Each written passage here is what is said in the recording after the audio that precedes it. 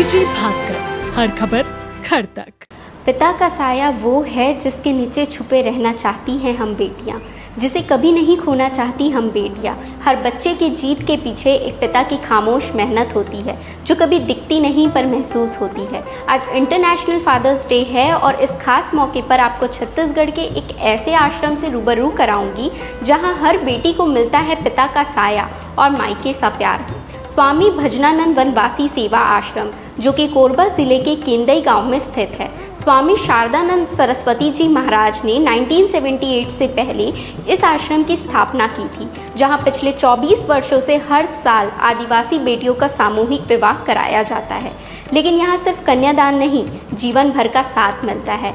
अब तक 1100 से ज़्यादा बेटियों की शादी यहाँ हो चुकी है। 800 से अधिक परिवारों ने इन्हें बेटी की तरह अपनाया है। इस साल 54 जोड़ियों का विवाह संपन्न हुआ। वर्ष 2026 के आयोजन की संभावित तिथि 9 से 17 फरवरी है। बेटियों की शादी के बाद भी आश्रम मायके की तरह जुड़ा रहता है।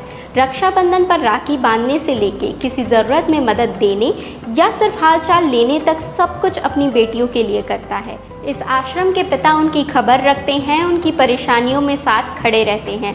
हर साल मार्च में विष्णु यज्ञ के साथ होता है विवाह उत्सव, जिसमें गृहस्थी का पूरा सामान, बर्तन, साइकिल, श्रृंगार आदि देकर बेटियों को विदा किया जाता है।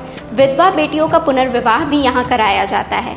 केवल एक दिन की शादी नहीं, बल्कि यहाँ 3 दिन हल्दी, मेहंदी, बारात, विदाई के साथ पूरा विवाह उत्सव मनाया जाता है। 16 गांवों के लोग मेहमानों को घरों में ठहराते हैं। आश्रम में रोज 5000 लोगों का भोजन बनता है। इस आश्रम की विशेषता है कि सिर्फ कन्यादान कर जिम्मेदारी पूरी नहीं कर लेता, बल्कि एक पिता की तरह जीवन भर संभालता है, देख रेख करता है, हर जरूरत पर साथ खड़े रहता है।